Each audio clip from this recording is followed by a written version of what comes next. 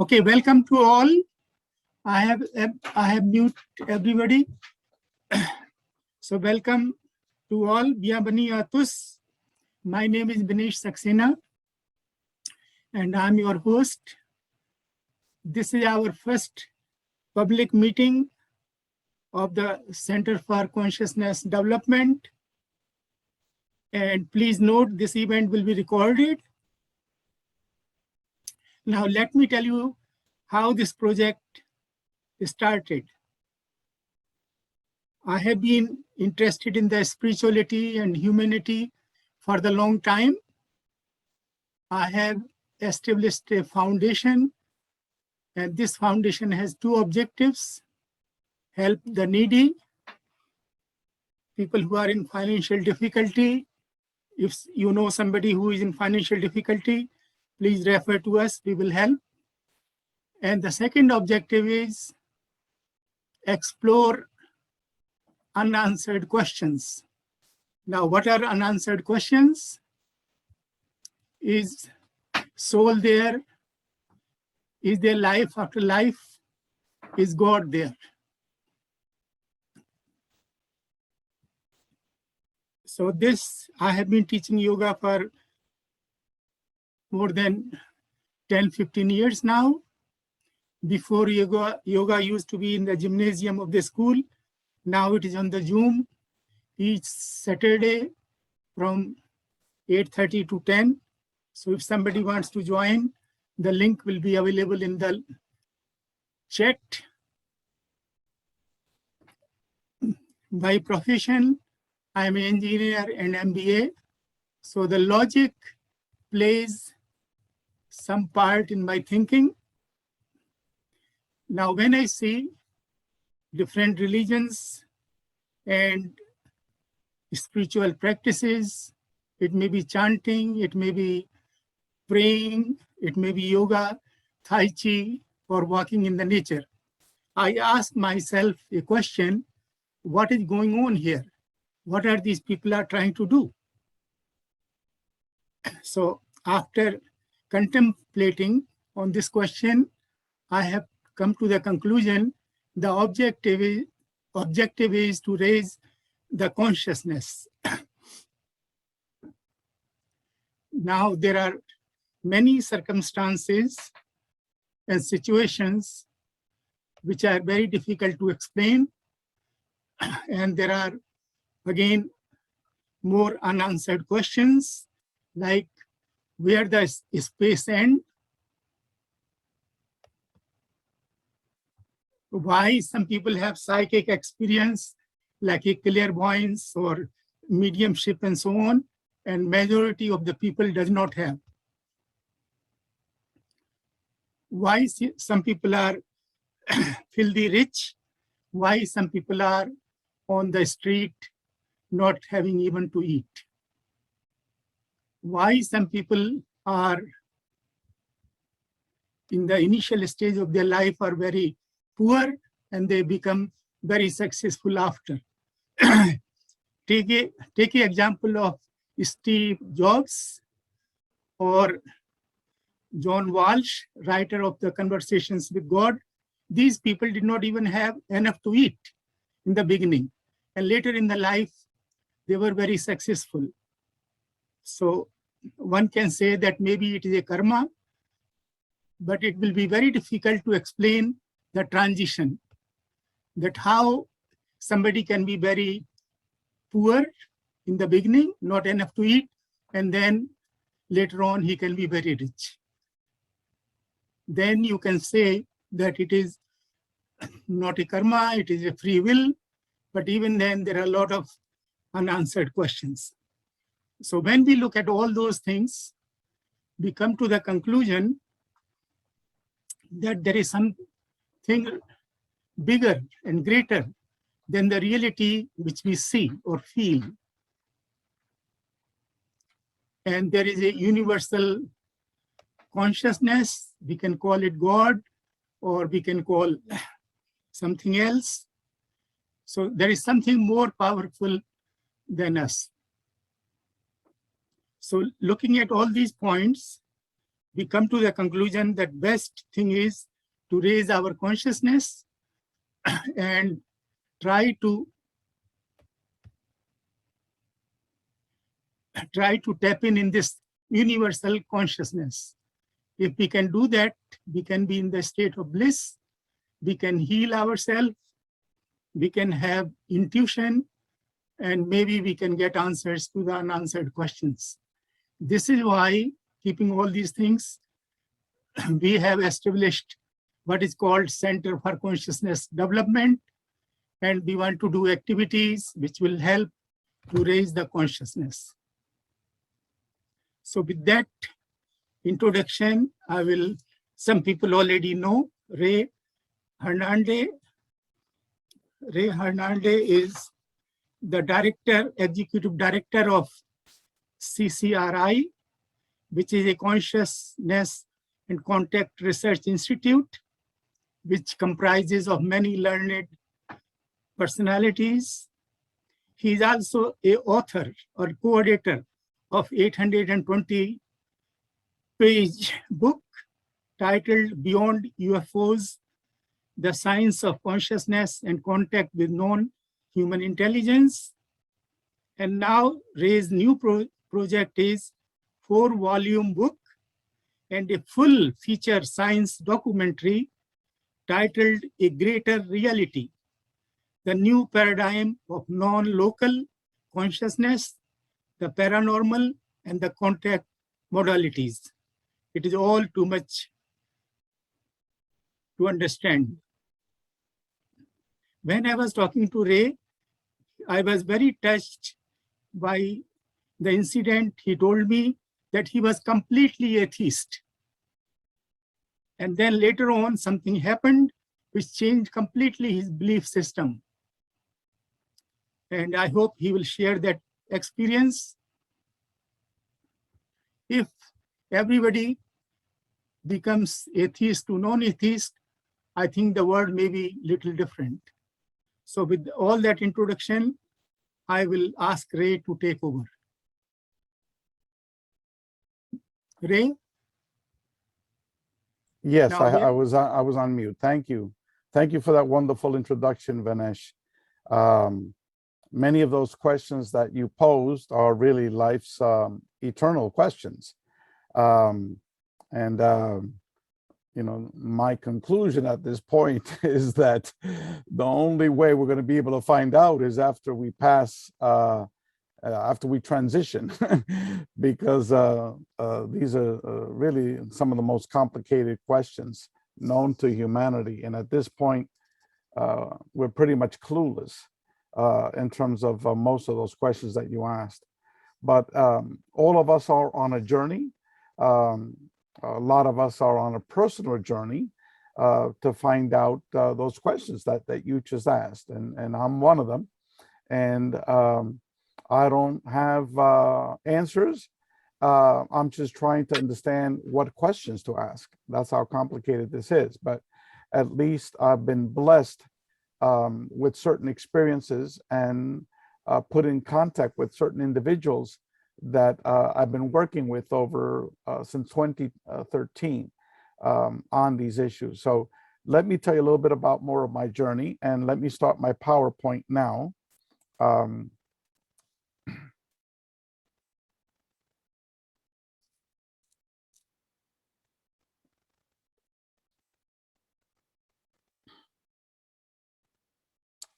I had my screen up.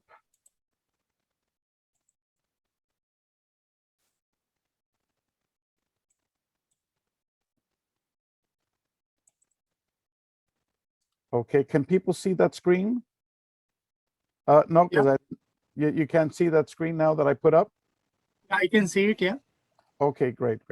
So let me start the PowerPoint, and I'll be skipping over a lot of information because this is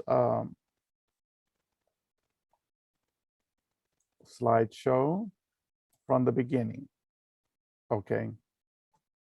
And please let me know whether you see the large screen. Do you see my picture there in front? Yeah. Okay, excellent. Okay, thank you.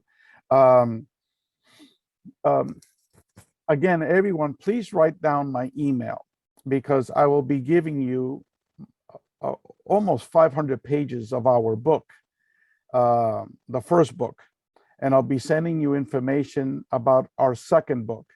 So my email is info@experiencer.org, info@experiencer.org. Please send me an email, and I will send you tons of information about our research study and data and statistics for much of the information that I'm going to be talking about. So that'll be free. And then I'll be sending you for our new book, the table of contents, a one-page introduction of our new book, and the topics that I'll be presenting. So it's info@experiencer.org. Our website, experiencer.org, will not be available until December 1st. And that's the date that we're going to be launching our new book. So I'm going to be talking about two organizations, the Dr. Edgar Mitchell Free Foundation, and then the current organization, CCRI, or the Consciousness and Contact Research Institute. As you can see, I'm overeducated. I have a whole bunch of degrees. I've been studying for most of my life, and I'm almost 65 years old. So now what I'm going to be telling you is about the first 4 years of my paranormal experiences. They stopped after approximately 4 years. And as Vinesh said, previous to March of 2012, I had zero interest in UFOs, the paranormal, non-human intelligence, the question of consciousness. I just wasn't familiar with these things, and I had zero interest on these topics. And I also was an atheist, materialist rationalist at that time. This is a picture of my wife, my daughter, who is now 19 years old. She's a sophomore in college now. And that's me many years ago when I was much younger. And this is our dog, Nena. And the reason why all of us are in the picture is that all of us, including Nena, we've all have had contact with non-human intelligence. Let me explain. It explained on March 3rd, 2012, Nena became totally paralyzed. She had severe arthritis, a bad heart, and walked like an old lady before her paralysis. And then around 8 o'clock at night, she became totally paralyzed. We called our vet. The vet said that she probably had a stroke, a cerebral hemorrhage, and we made arrangements to euthanize her the very next day. So my wife, being a good hardcore Catholic, she began to pray all night.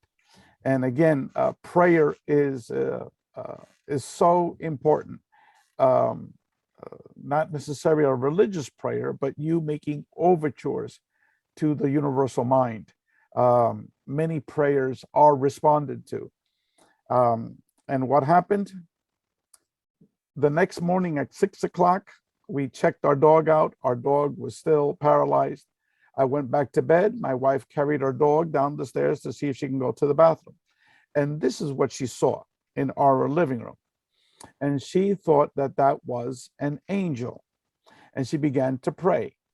And then whatever this object was, which is semi-translucent, and it would phase in and out of reality. At one point, it was metallic type of color, and then other times it would phase out of reality. And it would be metallic glowing, like it had its own inner energy inside of it. And so then these two green lights shot out and started like scanning her. And so she immediately started yelling at me to come down, not because she was scared, but because she wanted me to see her angel. So after I totally ignored her, she went upstairs, she hauled me out of bed. And so she wouldn't tell me what it was. And so she was walking in front of me, going down the stairs, and I was behind her. Then all of a sudden, she disappeared. Okay. The dog disappeared. And then I had what is called tunnel vision. I couldn't see anything around this periphery. Everything was all dark. The only area I could see was in this graphic depiction. And what I saw was an energy being, okay, a plasma energy being with multiple colors. And it was semi-transparent. And immediately, I didn't care that my wife disappeared, that our dog disappeared. I didn't even care that I was watching that plasma energy being. In other words, whatever this intelligent was, it totally got into my consciousness and totally controlled my consciousness, where I didn't even care what I was watching. I then looked at it, squinted my eyes, and I waved my hand at it, and I said, BS. This is what my wife got me up for this thing? This is nothing. I'm going back to sleep. So then I turned around, I walked back up the stairs, and immediately I was knocked out. About 45 minutes, 50 minutes later, when I woke up, I became fully conscious and immediately ran downstairs. Then my wife, poof, reappeared right in front of me. The dog was now running around the entire living room. She had a miraculous medical healing. And then she started yelling in Spanish, the angels cured her, the angels cured her. And Nena was running around like a puppy, fully healed. She had a miraculous medical healing. And so on that day, my conception of reality was completely shattered. And then, but I thought that this was paranormal related initially. And so I was going to the internet, researching the paranormal. What is that? Was it a ghost or a spirit? Was this an angel? But then what happened was 2 months later, Nena, our dog, woke my wife up at 3:30 in the morning. And so my wife then brought her down the stairs and opened the back door, but Nena did not want to go in the back door. She was jumping on the front door. And so my wife opened the front door, and we live in a very safe middle-class neighborhood with large lots. And so my wife heard this very, very loud noise. And then all of a sudden she looked up, and this is what she saw. It was a gigantic, elongated, football-shaped object with triangular sides. And she said to me, "Oh, my angels came and visited me last night. They came in a beautiful angelic craft. It had stained glass windows, just like our church." And so I asked her to draw it, and she drew something very similar to this. And then I said, "You didn't see an angel. What you saw was a UFO." She goes, "Oh, you wouldn't understand because you're an atheist. Those were my angels." So that's when I first realized that this was somehow UFO related. So over the next 2 months, my wife would go outside and pray and see these huge objects. She then went to Mexico, and she spent there a month. And there, with her family members, they saw these huge UAPs, UFOs, that appeared to her with her praying. And so in August of 2012, this was 6 months after that initial experience in my living room, after my wife had told me what had been happening to her, I then said, okay, let me try to call down this UFO because I also wanted to give it thanks for healing our dog, because our dog was a family member. And so within 15 minutes, this huge object appeared, and it was translucent. You could see the clouds behind it. And this was at night. And I won't give you all the details that occurred here, but basically there was telepathic communications that took place. They got into my consciousness and put my daughter's voice in my consciousness, that my daughter wanted to see this UFO. So I run to the window, I call down my daughter, so then she joins me. And then when my friends came that I was waiting outside for, they began to question what this was. And then after a minute, I just started to laugh because what they were saying, their explanations were just made me laugh. It was just hilarious. And so then in my mind, I told this intelligence, I said, you better come up with something better than this because my friends don't believe you. And then immediately what we were watching was totally replaced by hundreds of very large stars that were blinking on and off, on and off, on and off, on and off, inside where that object is. And anyway, there was other things that took place which showed that I was interacting with my mind with this intelligence, and it was instantaneous interaction. And they got rid of that holographic projection that they were showing me initially and put something totally different. Because I said, you know, my friends don't believe you, you know, come up with something different. Boom, you know, something different appeared. So after this experience, which lasted more than 45 minutes with this, I call it UAP, unidentified aerial phenomenon, that was less than 30 feet away from us, my daughter and my three friends. After this began a series of paranormal and psychic experiences, out-of-body experiences, synchronicities, physics downloads, other UAP, UFO sightings, and 3 NDE-related experiences, all within 4 years. Now, let me talk about what Vanesh had alluded to. Here I was, an atheist, materialist, with many, many years of education. I had gone to the University of California, Berkeley for a Ph.D. That's the school that had won the most Nobel Prize winners in the world. So my mindset was as a rationalist, a scientist, a materialist, and certainly an atheist. And let me skip over a lot of the paranormal experiences here and just focus on the near-death experiences.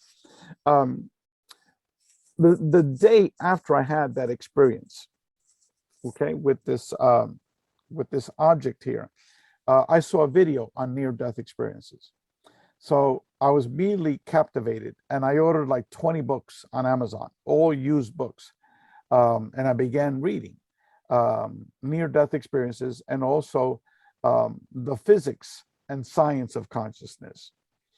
And after that, it began 4 hours a day, then it was 6 hours a day, 8 hours a day. By the end of 4 months, it was literally 18 hours a day. I was not doing any of my work. I was not showering. I was not shaving. I was like a madman because when there were only like 5 books left, I would order 20 more. There were 5 books left. I ordered 20 more. Okay. And I was not well. My wife was saying I need to go to a psychiatrist because I'm not behaving normally. And so these 3 days, these 3 magical days, December 21st, 2012, December 22nd, 2012, and December 23rd, 2012, the very first 3 individuals I ever mentioned near-death experiences to, all of them told me of their near-death experiences. Okay. And so let me tell you about the first one. The first one was my daughter's pediatrician. I brought her to her because my daughter had a very low-grade fever for 2 days. She then tells me, we took her temperature. She doesn't have a fever. I checked her ears, her nose, and her throat. I don't see any signs of infection. Maybe it was just a virus and it already elapsed. So she didn't prescribe any antibiotics, and she said she can go home. I don't see anything. And so at that time, immediately after she said that, I told the doctor in like a robotic voice, it was like a channeled voice that came out. And it says, excuse me, doctor, have you ever heard of the term near-death experiences? I've just read approximately 300 books on this topic, and many of them were written by medical doctors, such as yourself. And it's a phenomenon that you need to know about. And so as I was saying this, in my mind, I was like, what's going on here? Where did this voice come from? I couldn't even control it. I couldn't even stop it. And then I then knew that I might have had some mental, psychiatric problems. But the doctor, meanwhile, her eyes got real big. And I said, oh my God, now this woman thinks I'm a crazy madman, So I said, excuse me, doctor. I don't know why I said that. I apologize. And she said, there's no need to apologize. How did you know I had one? And then she goes on to tell me about her near-death experience. The next day, Saturday, was a dinner at my wife's church. It wasn't a religious event. It was just a social dinner for the people that attended the Spanish Mass for the married couples. And so similar event occurred with this man named Max. And he is the emergency room, the person that takes x-rays and CAT scans and things of that sort in this hospital. And same thing occurred. A channel voice came out. I told him the same verbatim. And it was at that point that I said, I need to go to a psychiatrist because I have, split personality. I have another person inside of me. Okay. That never occurred again. It only happened those first 2 times. So anyway, the next day, I said, I need to tell this to my father. Okay. Because he was like the world's biggest atheist. He was very, very ill. He was bedridden. And so before he died, I wanted to tell him what happened on Friday and what happened on Saturday. So the next day on Sunday, I went to my parents' home, and my mother and I helped my father to get dressed, and we helped him to walk outside to the patio. And I told him what happened Friday, what happened Saturday. And then he goes, oh, same thing happened to me 16 years ago.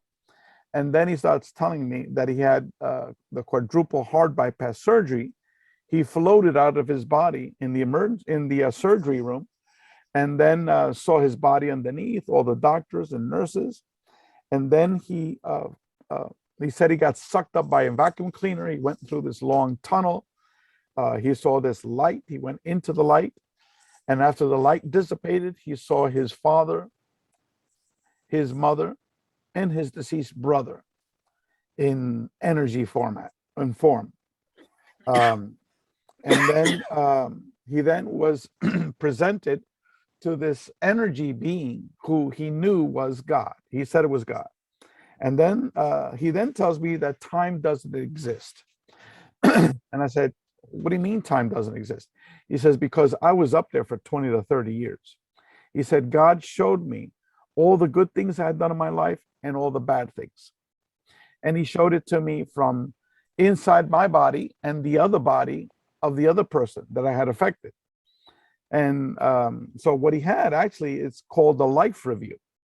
And he experienced that with the duality of being inside his consciousness and the consciousness of the other individuals that he had affected. So he basically relived the major events of his life. And that's why I said it was 20 or 30 years.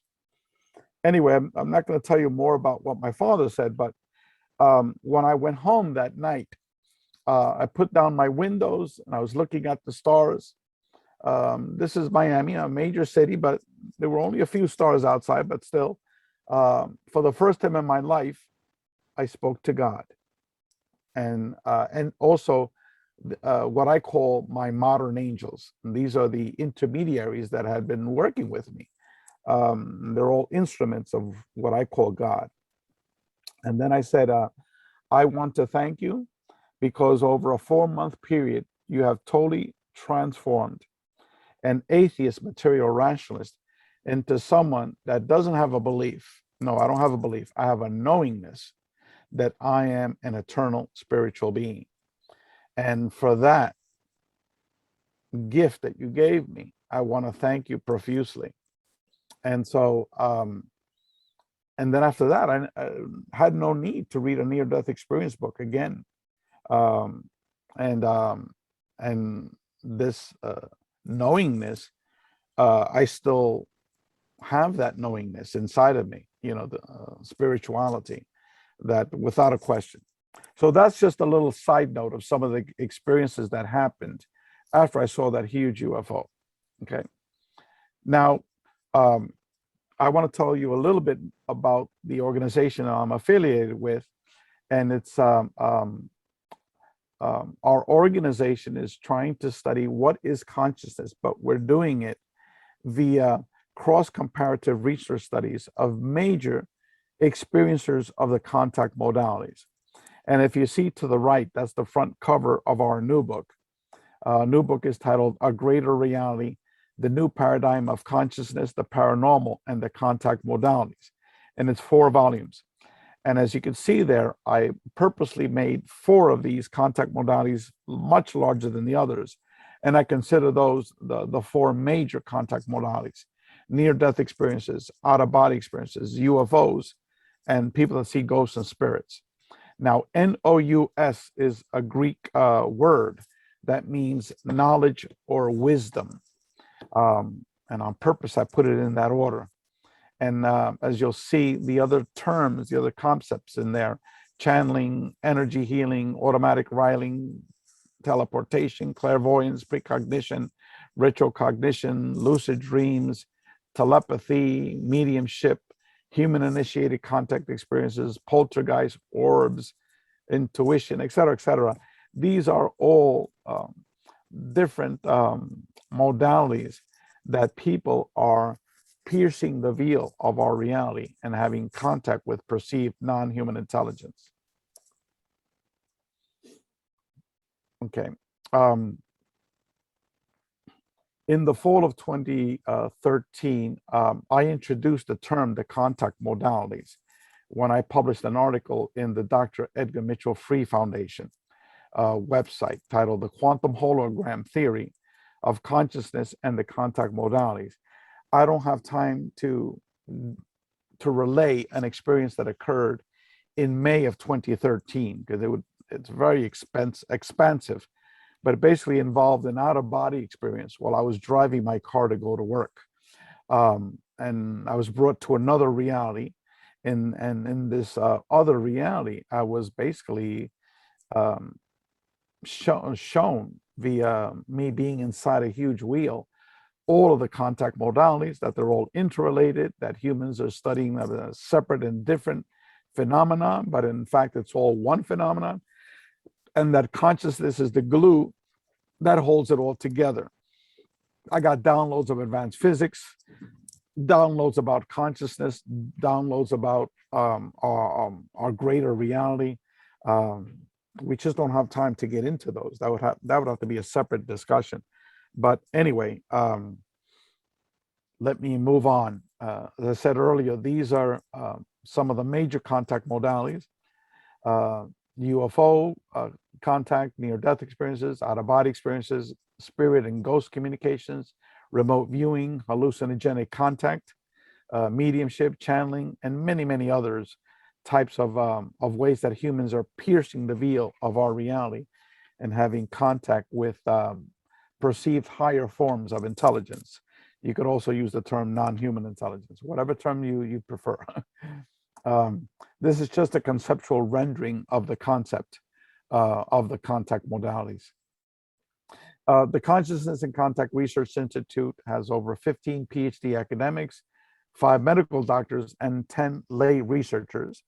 And I think that one of the individuals, Chet Swanson, is on this presentation today.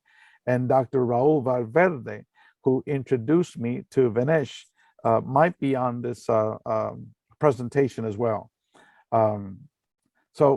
There's 3 co-directors of the organization. One is Dr. Rudy Shields, and he is an emeritus professor of astrophysics at Harvard University. Dr. Jeffrey Long is one of the leading researchers on near-death experiences. He's a medical doctor, oncologist, a cancer specialist, and he's written 3 books on near-death experiences. And he's one of the few researchers that has been maintaining a statistical database where people can take surveys about their own near-death experiences and out-of-body experiences. So he and I and Rudy are the 3 co-directors of the CCRI.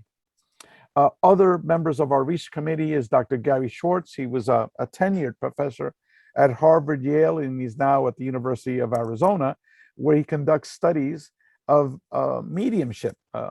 And there's all scientific laboratories using lasers that the medium is asking the ghost or the spirit or that entity to interfere with the different lasers. And he's measuring that and doing a whole bunch of statistical research study via technology, science and technology. So that's Dr. Gary Schwartz. Dean Radin is the lead scientist at the Institute for Noetic Sciences, and that's the organization that Dr. Edgar Mitchell founded. And it's the leading organization that researches the psi phenomenon and consciousness. And Dean has written 3 books, scientific books, related to his academic scientific work on the psi phenomenon and consciousness. Dr. Bob Davis is a retired professor of neuroscience at the State University of New York, and he's also published several books on these phenomenon. Michael Grosso, retired professor of philosophy. He's written over 10 books on various aspects of the paranormal. Brilliant mind. Stephen A. Schwartz is the father of remote viewing. He's written hundreds of articles on consciousness. Dr. John Klimo, emeritus professor of psychology. He's one of the few academics to be a tenured faculty member working primarily on the topics of the paranormal and consciousness. Jeffrey Mishloff received his Ph.D. from University of California, Berkeley. He's the only one to ever receive a Ph.D. in parapsychology. And after he got his Ph.D., Berkeley terminated the program of self-Ph.D. majors because they didn't want to be influenced with the quackery of parapsychology. But Jeffrey is one of the world's leading experts on consciousness and the parapsychology. And he has this radio show, and everyone ought to be interested in it. It's titled New Thinking Aloud. And he's interviewed hundreds of researchers that have been researching all aspects of consciousness. So you name the topic of consciousness, and Jeffrey has interviewed that person, including scholars of the Upanishads, Vedanta, Greek philosophy, Taoism, Buddhism, you name it. Dr. Massimo Teodorino is yet another professor of astrophysics at the University of Bologna in Italy. I'm not going to go through all the names there, but many of the individuals there are all research academics and scholars on consciousness and the contact modalities. And some of you might know Raul Valverde. Raul is a professor in Canada of information sciences and statistics. And I guess Raul can introduce himself if he's on the call. Glenn Ryan is a PhD in biochemistry at London University. Again, he's been writing about these topics for over 40 years. And many other PhD in academics. And this is just a very quick, Dr. Eric Olet is a professor at the military college, the academy there for the Army, I believe it was. And his focus is on the paranormal and consciousness. And he's a professor of sociology. And the other ones are major academics. Some of them are professors in medical schools. For example, Dr. Bruce Grayson, a professor at the medical school at the University of Virginia. Roland Griffiths, a professor at Johns Hopkins School of Medicine. Dr. Jim Tucker, again, another professor. All of these are psychiatrists at the University of Virginia School of Medicine. We hypothesize that the contact modalities might be derived from one source and that it might be one phenomenon. And we believe that consciousness is what unifies the contact modalities, and that consciousness is primary and not our material reality.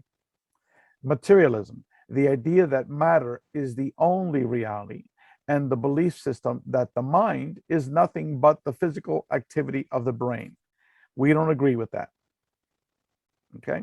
Research on quantum physics, the psi phenomenon, near-death experiences, out-of-body experiences, mediumship, hallucinogens, and now our free UFO experiencer research study supports the thesis that the mind can exist separate from the brain, and that consciousness is the key to understanding the contact modalities. This view that I'm expressing is called a post-materialist view of reality.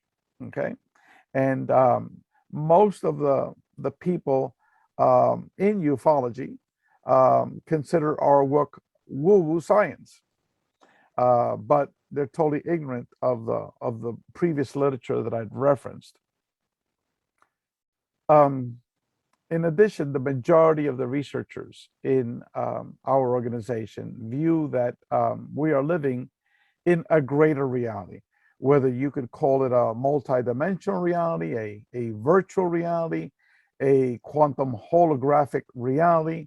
There's many ways of slicing the bread, but basically that we are living within a greater reality. And as I said before, consciousness is primary. Now you're going to be listening to an audio of three individuals. One is Dr. Gary Schwartz, who I introduced before, the professor at Harvard, Yale, and research committee member of CCRI, Dr. Raymond Moody, who is the person that invented the term near-death experiences, and Dr. Jeffrey Long, who I spoke about before, one of the main researchers on near-death experiences and also the co-director of the CCRI. Consciousness is first. If it's primary, if it all starts with a one consciousness and everything else is then part of that one and evolves from that one, and we all have this, we're all part of the unified whole. We're all both one, we're all the one, and we're also a unique part of the one. I think the primary reality is consciousness, and that physicality is projected by the consciousness to give continuity to the narrative aspect of life. That's what I think. During their near-death experience that ensued, their consciousness left the operating room and went down to the cafeteria in the hospital, where their family was gathered having a meal, completely unaware of the crisis in the operating room. When he came back and checked out what he saw and heard, accurate down to the finest detail. There's absolutely no explanation possible that no skeptic could ever provide other than that is exactly what these persons described. It is proof of consciousness apart from the body. Okay, so that was Dr. Gary Schwartz, Dr. Raymond Moody, and Dr. Jeffrey Long. And these are just short excerpts from our documentary, A Greater Reality. And I do have the actual video of it, but it's not showing up on my PowerPoint, so I apologize for that. But at least, Vinesh, did you hear at least the audio part of it? Yeah, sure.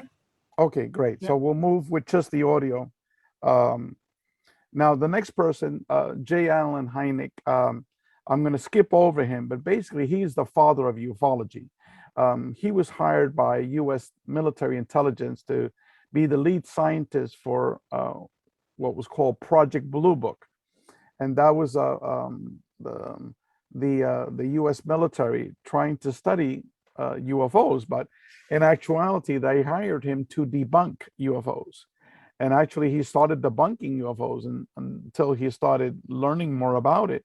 And then he later on believed that, yes, UFOs are very, very real, but he still remained a materialist. And it wasn't until the end of his life, like 2 years before he died, that he then realized, after researching so many of these experiences with experiencers, individuals, that he then understood that the UFOs are a multidimensional and consciousness-based phenomenon. So let me just play one of his audios. This is shortly before he died. My own philosophical feeling about the UFO phenomenon is that when all is said and done, it represents some form of intelligence. But whether that intelligence is from great distances away, or whether it is perhaps much closer to us in a parallel reality or in another dimension, or whether it is in some strange way a product of our own intelligence, our own psyche, I don't know. This is the research problem. That it seems to be programmed, that it seems to have an intelligence of its own, I think is unmistakable. If anyone who studies the subject just sees that. But we must not jump to the conclusion that because it has an intelligence of its own, it is necessarily visitors from outer space. It may be in some strange way connected with that intelligence, if that intelligence can in some way project itself down here. But, well, anyway, that's really all I have to say. That's it. So this is a professor of astronomy at Northeastern University, one of the major academic research institutes in the United States, highly respected university. And he's the father of ufology. And towards the end of his life, you know, he was saying that, look, you know, I don't believe UFOs are, you know, little green men from a physical planet. I think it's they're consciously based experiences. The next person I want to put an audio on is Dr. Jacques Vallée. If any of you have ever seen the movie Close Encounters of the Third Kind, there was a Frenchman in that movie, and that was supposed to be the character of Jacques Vallée. And I call him the godfather of post-materialist ufology. Besides Dr. J. Allen Hynek, he's by far the most important researcher of this phenomenon, which he's been studying since the early 1960s. And so after Allen Hynek began to discuss the consciousness aspects of this, Jacques Vallée later on in many of his books began introducing this concept that that what we're seeing is not a materialist phenomenon. It's a consciousness and multidimensional based phenomenon involving a manipulation of space-time.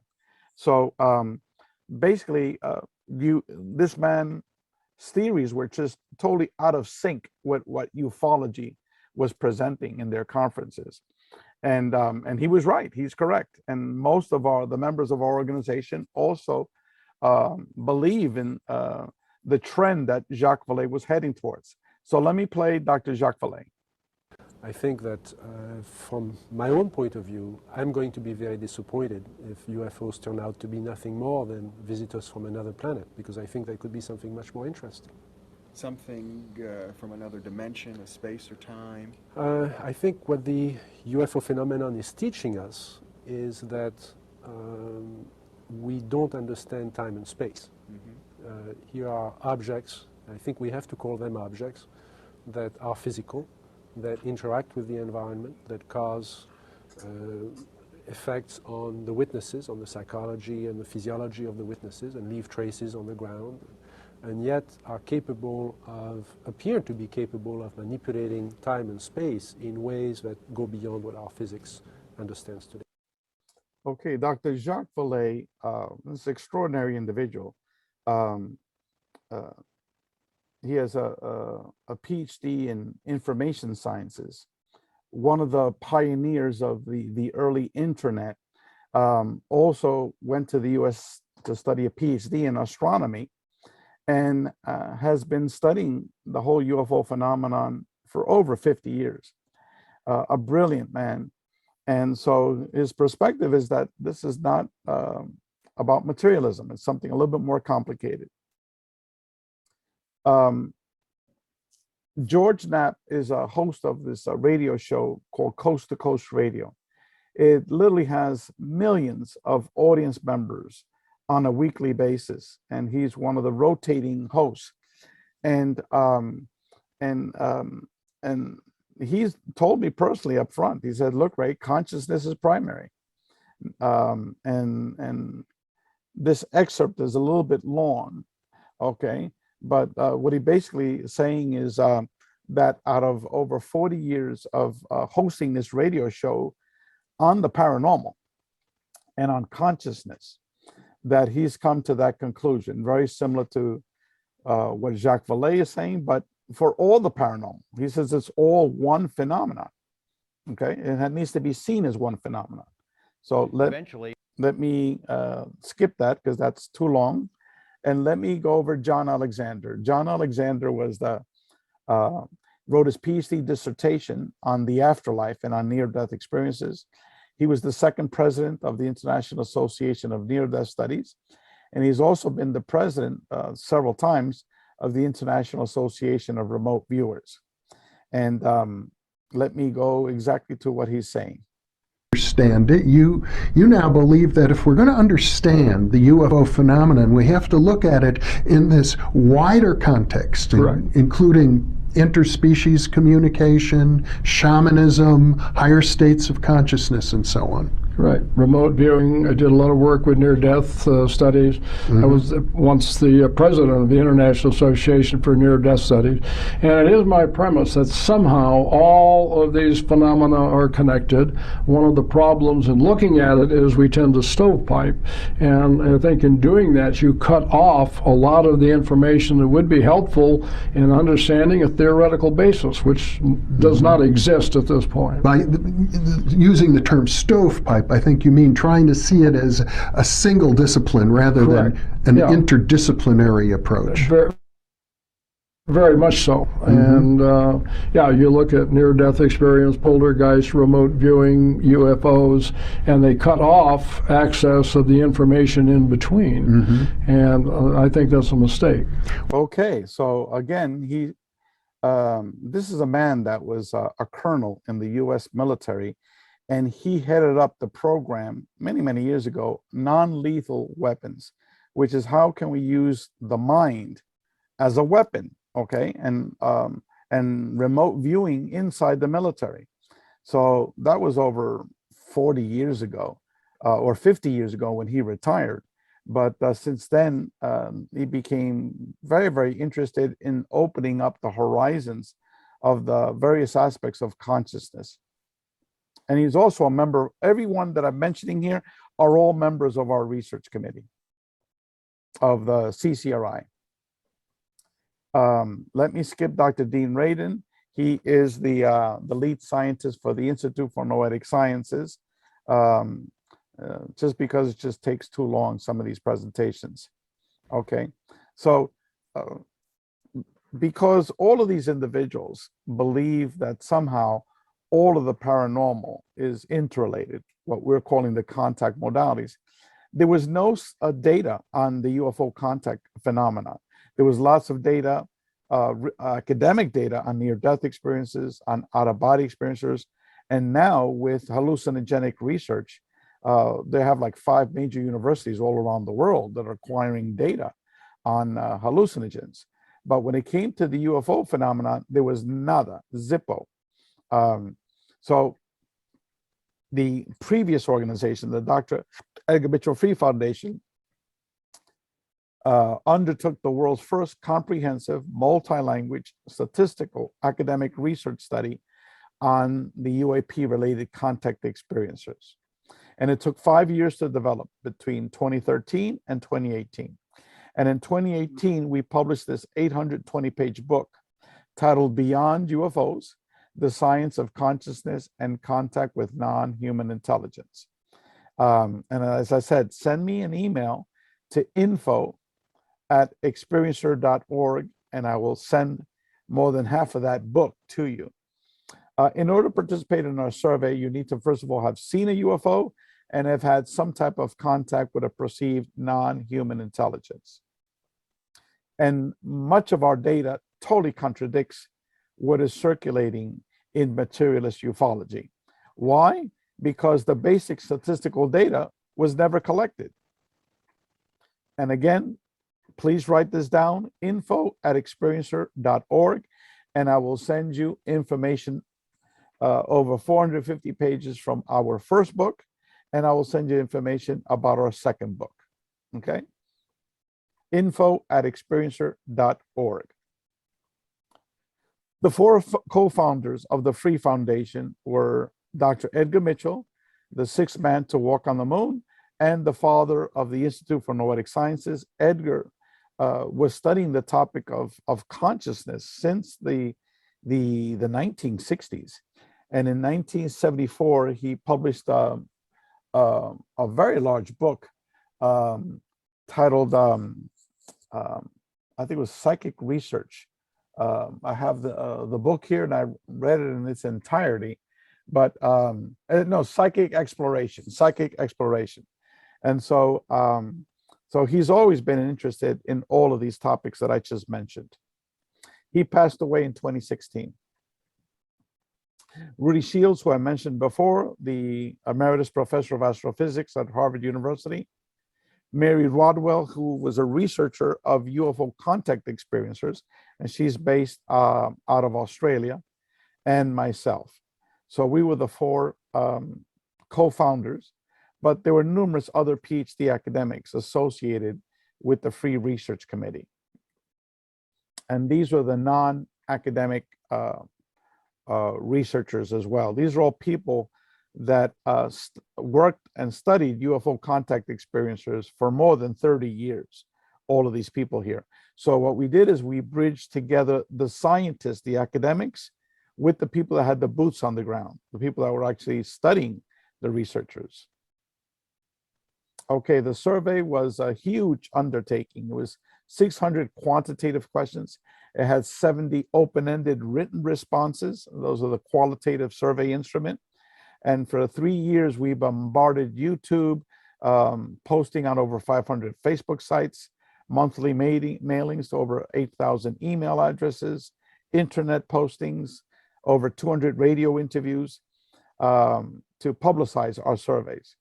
In the survey, we informed the participants to base the responses only upon conscious explicit memory and not memory from hypnotic regressions, from lucid dreams, channeling, etc. We conducted the survey in English, Spanish, French, German, Slovak, and very soon in Chinese. The data that I'm going to be presenting now is the English language survey data. Okay, we received over 4,145 responses from over 125 countries. And for the phase 3, which is the written responses, it was almost 1,500 people. And we've received more than 10,000 pages of written responses to the phase 3 questions.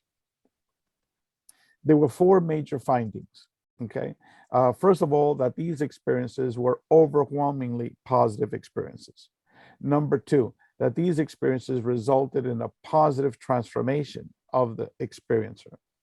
Number 3, these experiences were primarily paranormal and not physical experiences.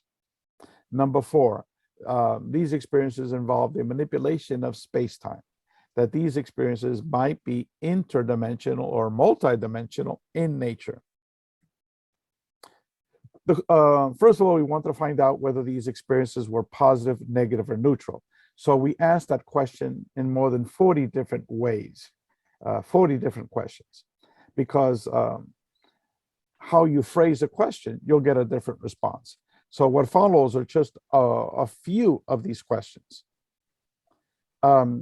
We asked a straightforward question. How would you describe your experiences? Were they positive, negative, or neutral? Well, negative was only 5%. Neutral was 29%, and positive was 66%. So as you can see, the negative aspect of the phenomenon was only 5%. We asked individuals to describe the physical beings that they encountered. There were 12 categories, but I only list the top 7 here. And as you can see, the number 1 type of being that people encountered were the energy beings. And that was 55%. The human-looking being was at 52%, where the short grays, these are these little beings, 3 to 4 feet tall with the huge head and the wraparound eyes, that was at 51%. The ghosts and the spirits was at 47%. The tall grays, 33%. The reptilian-looking beings at 25%, and the insectoid being at 21%. And as you can see, this is not 2 or 3 or 4 or 5 people. These were, you know, hundreds of people. And in the case of several of these categories, it was more than 1,000 people. And in terms of the negativity, as you can see, it's quite small. For example, the short grays, if you go to the internet and start reading all the BS that's on the internet, you would think that all these beings are horrible beings, you know? But yet only 11% stated that it was a negative experience.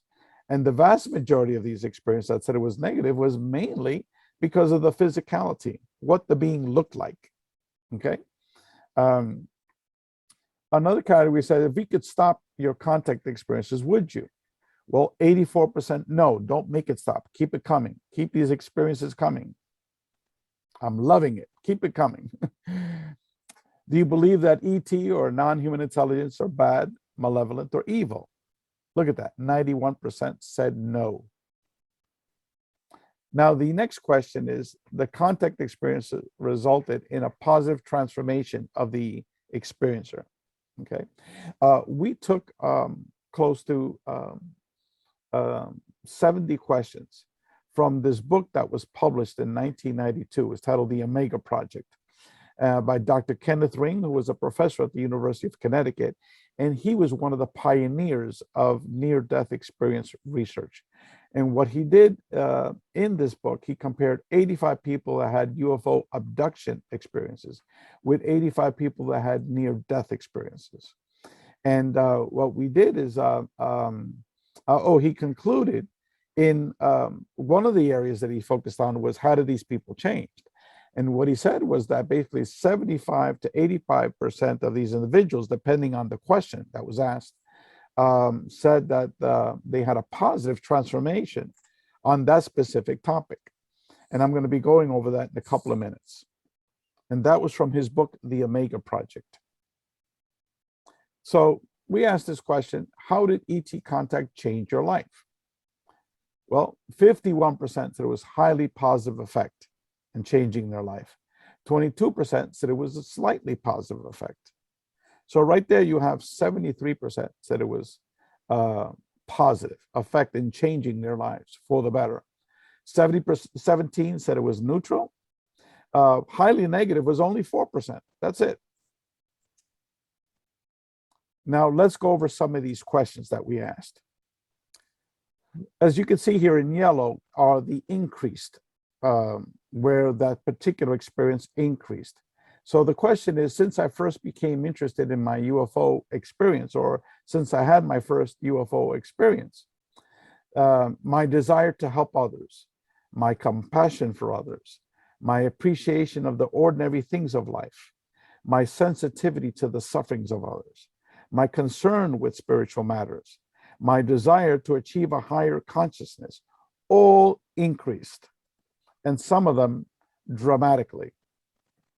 My appreciation of nature, my spiritual feelings, my concern with the welfare of planet Earth, my understanding of what life is all about, my personal sense of purpose in life, my concern with ecological matters.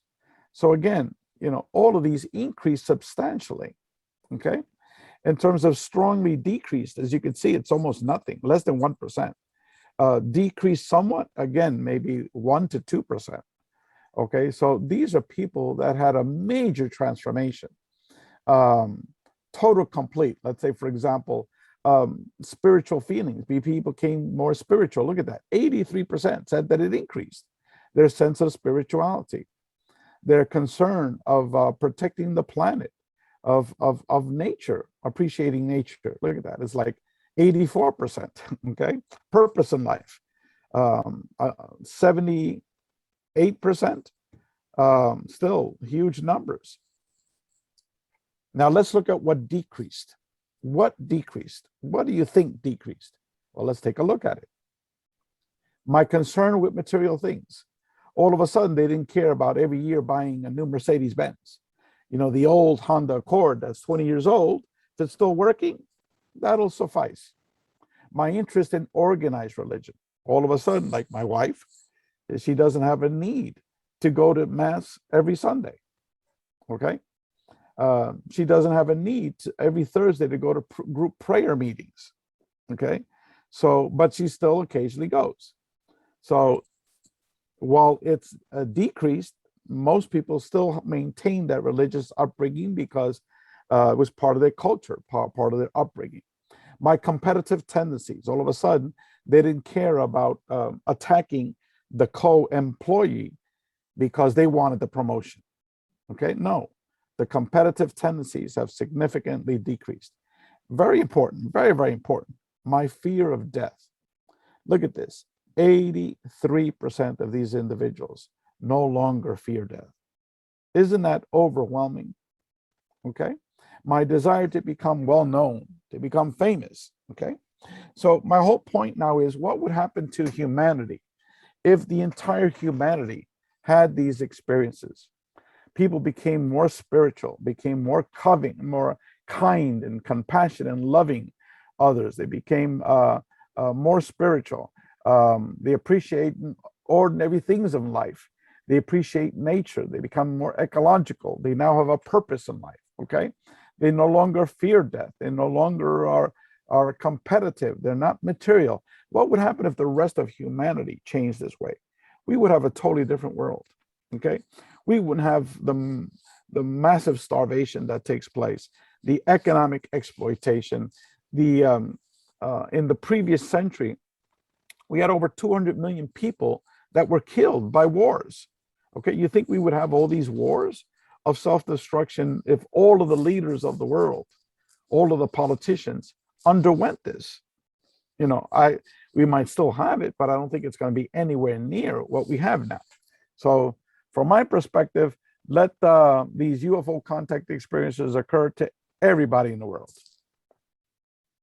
Now, another major finding is that these experiences are primarily paranormal in nature and not physical contact experiences. So let me describe that. 80% of these individuals have had out-of-body experiences. 37% have had near-death experiences. 50% had a medical healing on themselves or a family member. 78% have received telepathic communications. 50% were brought to a matrix reality, like I was brought while I was driving my car in the middle of a traffic jam. 66% have had past life memories. 76% have seen a perceived ghost or a spirit. 46% have received glimpses or received information about the spirit world.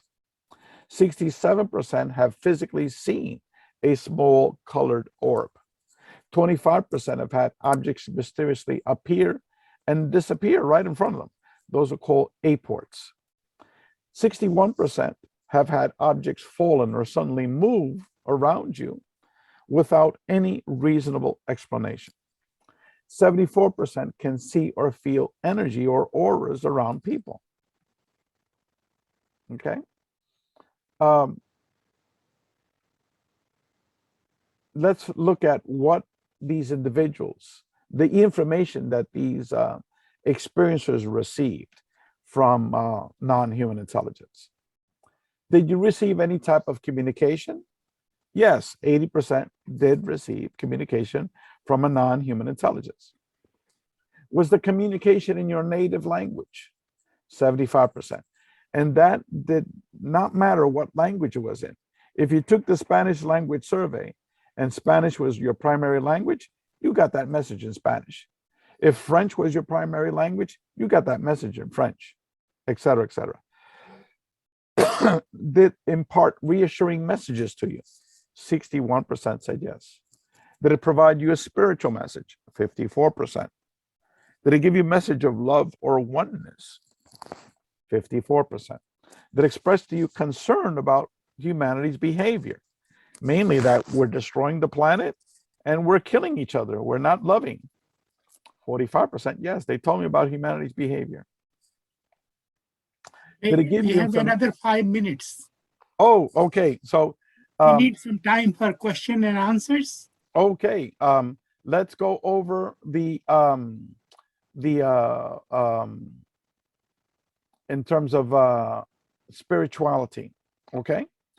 97% of these individuals believe that non-human intelligence can travel to other dimensions. 91% believe that there's some sort of grand plan in motion. 89% believe that there is a connection between non-human intelligence and the paranormal. 83% believe that there is a connection between non-human intelligence and the spirit world. Okay. People were told about reincarnation. They believe that they have an agreement with non-human intelligence. And let me skip some of these. So, summary. Most of our data contradicts what is circulating in mainstream ufology. Why? Because no one has ever did this study before. The UFO contact phenomenon is highly positive and highly transformative for the positive in the long term.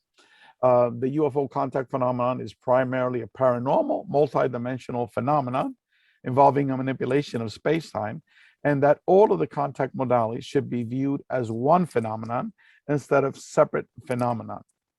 And in terms of spirituality, as I said before, just like most of the people that return from a near-death experience, they're told that the most important concept that you need to learn is to learn how to love.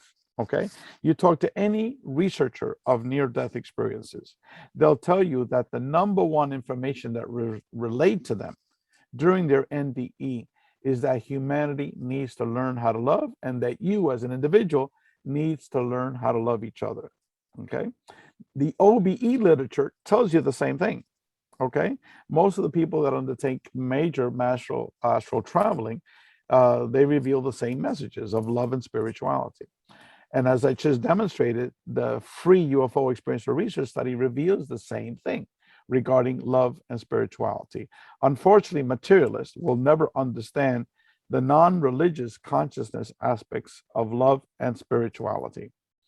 And so let me skip a little bit. There's certain commonalities between the contact modalities. Very quickly, telepathic communication and all of the contact modalities involves communication in your native language. The out-of-body experience is very common between NDEs and UFO contact experiences. After many people that have had NDEs, they also begin to see ghosts and spirits. And as you saw in the UFO contact experiencers, 75%, 3 out of 4 people have seen ghosts and spirits. Both of these phenomena involve medical healings. The aspects of reincarnation are common. People are seeing visions of the future, visions of the past, total personality transformation. People are brought to a matrix reality in both the NDE and the UFO phenomenon. Precognition is involved, paranormal experiences, spiritual messages. It also implies that consciousness is non-local, manipulation of space-time, and that we might be living in a multi-dimensional reality. So let me skip over that, some of these parts here. As I said, our new book, it's going to have 4 volumes. We hope to put all of the 4 volumes in one Kindle version. And it's going to be over 2,000 pages. Tons of information. And so volumes 1 and 2 are going to be our theoretical chapters, written by Ph.D.s and medical doctors on the topic of consciousness and the contact modalities. And volumes 3 and 4 are chapters written by experiencers of their own experiences. And so our book is going to be published on December 1st. And again, that's the front cover of our book, so you can take a look at it again. And this is the email, info@experiencer.org. Send me an email, and I will send you half of our first book, and also information about our second book. So at this point, let me stop the sharing, and I'm back to the main screen again. So we would like to thank Ray for this wonderful talk. I have never heard a person having more experiences and more knowledge of these extraordinary phenomena. 2 years back, we invited Dr. Moody for a whole day seminar. So I think we need more time with Mr. Rey Hernandez. And this talk was very interesting, very informative. So now we will have questions. So please raise your hands. And also I would like, before that, I would like to thank all the participants. And our next event will be in 3 weeks on October 3rd. And the title is Meditation and Elevation of Consciousness by Jeff Chiara. And I will send more details. So now my first question to Ray is, how do we increase our consciousness? Or how do we get in touch with these UFOs? Okay. let me address that question. What we discovered in our research study is that most of these experiences from these individuals, they were not pre-planned. These were not orchestrated events that they orchestrated. For example, like a near-death experience, the vast majority of these experiences are resulting out of illnesses or automobile accidents, heart attacks, and things of that sort. The UFO contact phenomenon, the vast majority of these experiences were not experiences that were pre-planned. However, there is an exception, and this can be considered something that people can do, okay? And I'll go over some other examples as well, in addition to the UFO aspect of it. But there's something, if you go to the internet and you type in CE5, okay? I don't like that term because of the man that coined that term is not a righteous man. But I prefer the term HICE, human initiated contact experiences. But now individuals all over the world are doing this. And it all started in the 1970s with this man named Sixto Paz, who initiated this. And then over the many years now, you literally have hundreds of organizations all around the world that are promoting what I'm about to tell you. And that is that you get together as a group, okay, as a small group, and then you meditate out in usually a national park or a forest or a desert. It's not done in a city, okay, it's outside. And there, you basically project goodwill, you project love, you protect affinity with source, and you request contact. Most of the people that are successful, the groups that are successful, are people that already have had these contact experiences. And those are called, in the parlance of that genre, antennas, okay? And so if you stick with this group doing this for several months, you will see objects in the sky, which people are defining as UFOs. Most of these are orbs in the sky that are projecting themselves, like this huge orb that's going to the right, and all of a sudden the person is with their mind says, okay, everybody, I'm telling it to go to the left, and all of a sudden it's going to the left, okay? So you know that this is not a satellite, it's not an airplane.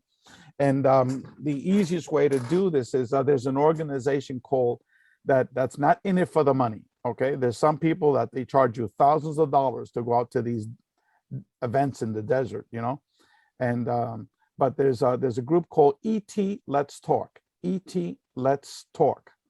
And it's a group where you sign up on their website, you put your email and the geographic proximity of where you live. Let's say, for example, if it's Quebec, okay, there's a group established in Quebec. So once a month they go out, weather permitting, and they do these types of contact experiences.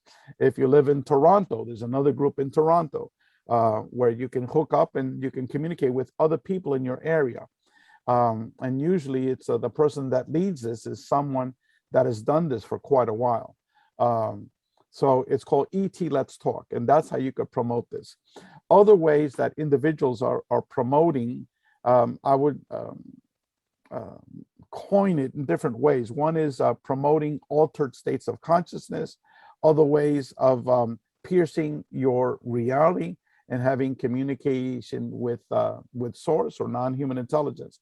There's separate, many different things. One thing that has been done actually since the ancient Sanskrit times is now commonly called holotropic breathing, which is deep breathing exercises. And that was known since I forgot what text it was in the ancient Hindu text, whether it was in the Upanishads or something else, but I forgot what it was. But this professor in the 1970s, his name is Stanislav Grof. He's a professor that had been promoting how do we stimulate altered states of consciousness. and you can look him up, Stanislav Grof, Grof. And he was one of the individuals that started what is called parapsychology or transpersonal psychology. And so he found out about this ancient technique from Hindu philosophy school of thought, and it's called holotropic breathing. And I believe that at least one of the individuals here that's in our group call has gone to a location in Canada to engage in holotropic breathing, and that's where his first contact experience occurred. He basically heard a voice talking to him, communicating with him. And so that is an established way known to hundreds of people that have utilized this technique. And so another thing that people do, which is readily available, is a lot of people take hallucinogens. But there's problems with that because these hallucinogens, they're told by the people that work with these medicines, is that these are not drugs. You know, these are just experiences for altered states of consciousness, which are utilized to awaken you or to guide you out of bad habits like drug addiction, psychological depression, and things of that sort. And now most major universities that are studying them have demonstrated that. Their research findings that people that were drug addicted, they've taken this medicine several times, and all of a sudden, boom, that's it. There's no need for the drug. People with advanced mental illnesses such as depression, and so that whole genre of using hallucinogenic journeys, DMT, which is the chemical in ayahuasca, psilocybin, which is the ingredient in magic mushrooms. So those are all have been scientifically studied, and in many states in the United States, it's illegal.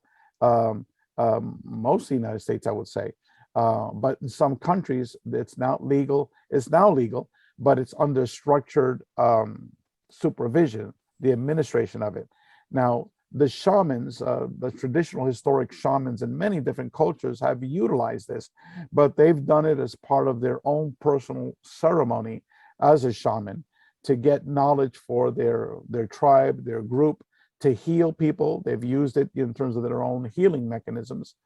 But again, I'm not endorsing that, but I'm just saying that's what a lot of people are doing. And 50% of the people that have utilized DMT or psilocybin, the studies have shown that 50% are having contact experiences with non-human intelligences. So other ways that people are doing is through long-term meditation. And again, doesn't happen to everybody, okay? But a lot of experienced meditators, once they've able to handle this, to get a good grasp of it, many of them pop out of their bodies and they have out-of-body experiences, or they get downloads of information and even downloads of communication, and that in turn initiates interaction with an intelligence that for many individuals engages a lifetime. Okay, many people that have been blessed with having out-of-body experiences, and most people initially it's very, very frightening.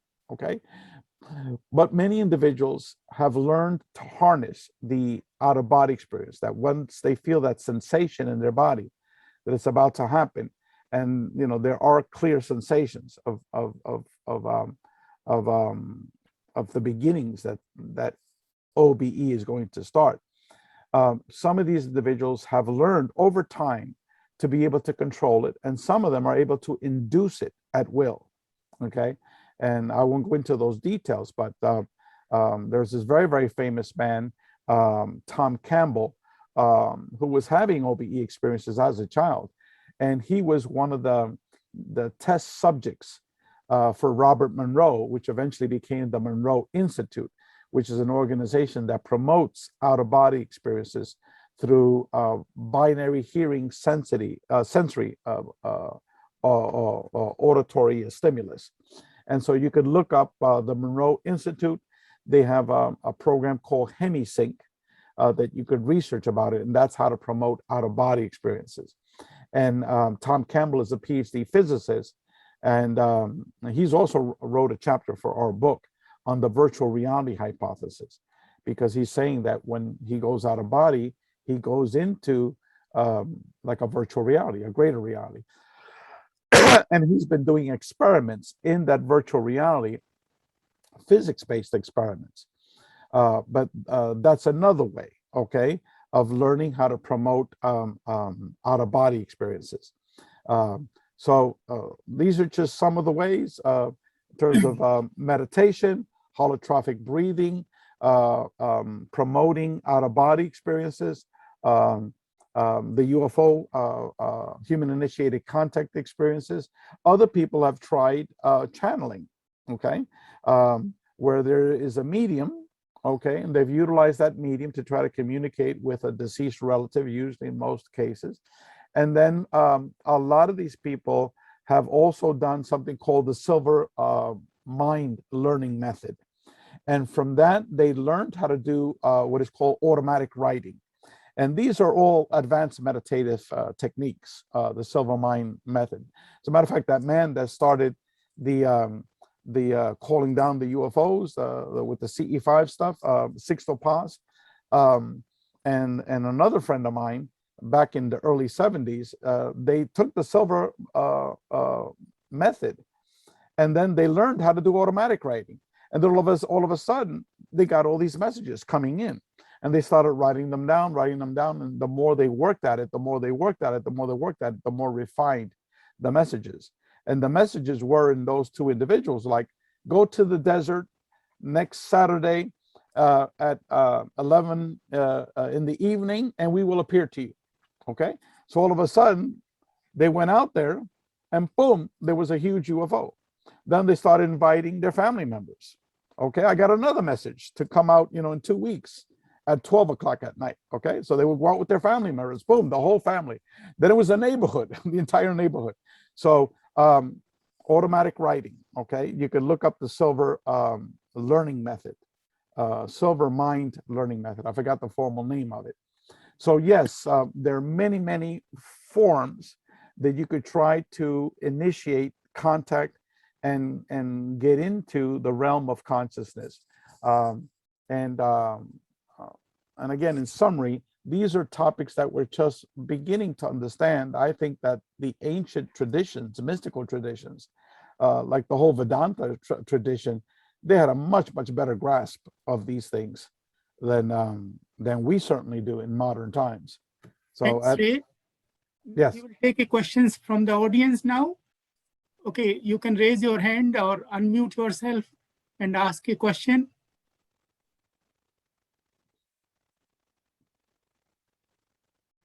Everybody is. Yes, I have a question, Ray. Yeah. There is in our human lives, there are things that we call normal. I mean, that happen to all of us every day. That's the crossing of the street, when the light turns green, we go, and many, many normal things constitute everyday occurrences within our lives, our everyday lives. Please keep your question short, because we are running out of the time. Certainly. So ask your question. Certainly. The question I want to say, Ray, is that all of a sudden we have this interface, if you like, of stuff that is not normal, that is supra-normal. And could it be, because listening to Raymond Moody, and like yourself, Raymond Moody alluded to it, could it be that, if all of our manifestations, our inner manifestations, constituting the experiences of our lives, otherwise the unmaterial informing the material, could also UFOs be part of that extension, our experience of UFOs? Yes, I believe so. I believe UFOs are not material. that these are influences from the universal mind to interact with us. In terms of the thesis or hypothesis of this, well, we've got Carl Jung's, theory of the archetypes and the collective unconscious, thesis. You've got other thesis of, as I said before, Dr. Tom Campbell, in terms of the virtual reality hypothesis. There's numerous hypotheses that are out there. I believe that we're still trying to grasp Bernardo Castro, another noted philosopher and consciousness scholar, has his own very unique reasoning for what's going on. So I believe that there's kernels of truth in all of the members that I mentioned, but it's still, I think beyond the grasp of humanity. But what I do believe in most of the members of our organization is that we are living within a greater reality, that most of these paranormal experiences that we're referring to are not straight physicalist experiences, that, you see a ghost in front of you, okay, that you perceive it as a physical ghost. But the way I view it, and many of the others in our group, is that these are projections of, let's say, for lack of a better term, from God, the universal mind, to interact with us, to stimulate us as within our own personal journey. That's a very simplistic way of putting it, Peter. Ray, if everything is illusion, that physical is illusion also. So that is also a projection of our consciousness. Correct. That's the thesis of Bernard Castro, that absolutely everything is an illusion. And again, these are very complicated metaphysical concepts that philosophy has been studying from the dawn of mankind, in terms of what degree, what level, what hierarchy. And so, but what I personally believe, at least it's based upon talking to all of these academics, and these are people that have been studying, this phenomenon for all of their lives at an academic level, is that we just don't have definitive explanations for what's going on. But what they believe is this whole concept that our reality is an illusion. Like we're living our own reality for ourselves within our own little cocoons. We're interacting with other people within their own little cocoons, but that the greater reality of who we really are is, once we cross over, after we die, our consciousness or soul or spirit then reverts back to source. But in terms of the mechanics of how it works, and that's the real reality. That's the real, physicality of it all, if you might want to say. But so everything that we live here, we have to take it with a grain of salt. We have pain. We feel pain. We're hungry. People lose their eyesight. They can't see anymore. So yes, there's a physicality to it. Okay, but we can get into a quantum physicist perspective of it. That might explain that everything is illusion. But we're not going to go there. Yeah, Ray, let's take some more questions. Somebody else? Yes, Francois. Yes, hello, everybody.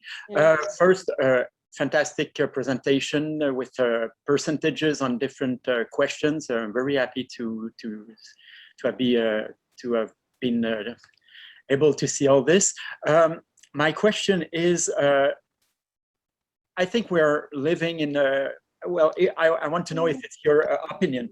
We're living in one of the most interesting time on planet Earth in terms of consciousness development and raising of consciousness. And I want to know if it's your opinion. And I really think it's a fantastic time to be here on Earth. Thank you very much.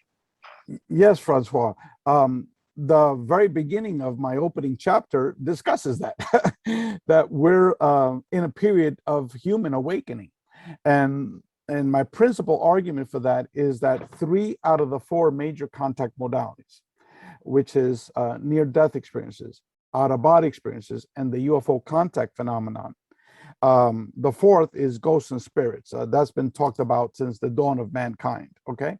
But at least the other three major contact modalities, they were all introduced to humanity at a global scale in multiple languages within 5 years of each other, okay? Let's talk about the UFO aspect of it, okay? That was introduced on a global scale in multiple languages with Star Trek, the TV series, that was syndicated in 1970. So then all of a sudden, Star Trek got translated in multiple languages and put all around the world on TV. So now everybody knew about ETs, about travelers from other planets, other dimensions, and other, this whole aspect of the UFO aspect of topics. Near-death experiences, that was coined by Raymond Moody in 1975 with the publication of his book, Life After Life. And now it's a common household term. Everybody knows about NDEs all over the world, same thing with UFOs, okay? With out-of-body experiences, okay? When was that developed? The term was developed in the early 70s by Robert Monroe's books, okay? Again, these are all New York Times international bestsellers, just like Raymond Moody's books. So that's been translated into all languages around the world. And most people now, anecdotally, they heard, oh, my aunt, she went out of her body, right? But now they've got a term of it because it's been circulating all around the world, okay? And mind you, this is before the internet, because the internet got started in 1989, where you're able to purchase a subscription to the internet. 1989, that's it, So this is before 1989, and it was a 5-year period, 1970 and 1975. Now, the question I ask for everybody here, the question I pose is, was that a coincidence? Or was that a pre-planned, orchestrated event? My argument is that this is not a coincidence. How could 3 of the major contact modalities within 5 years of each other be introduced to humanity, okay? So, and the reason why I believe that it was orchestrated for humanity at this time is because we have reached a crucial stage. We're at a crossing now of self-destruction, okay? One is the ecological self-destruction that's taking place, okay? And I don't need to describe to anybody, if anyone listens to the news, you know that we're heading towards this ecological catastrophe. The rising seawaters is going to be putting all of the coastal zones underwater. That's going to have massive migrations, massive starvation, massive upheavals. It's going to lead to wars, that sort of thing. And if it leads to tensions among wars and countries and things like that, our nuclear arsenal, okay? We've got the capability to totally destroy this whole planet thousands of times over and over again. And all you need is some crazy madman, to be able to utilize this. The Taliban just took over, right? And the Taliban culture, basically the Pakistani base, all they need to do is for a lot of people within Pakistan to take over the ruling elites there, okay? And what would happen if all of a sudden you had such a group that was able to control nuclear weapons, North Korea, et cetera, et cetera. So the humanity is really at the verge of self-destruction. So I think it's these experiences, these our contact modalities are now at a global scale known to all of humanity, because it serves to awaken us. I went over all of those statistics, all of that data. That's not just with near-death experiences. UFO contact experiences undergauge a tremendous transformation, OBE experiences. But the problem is that it's only happening to a few select people at a time.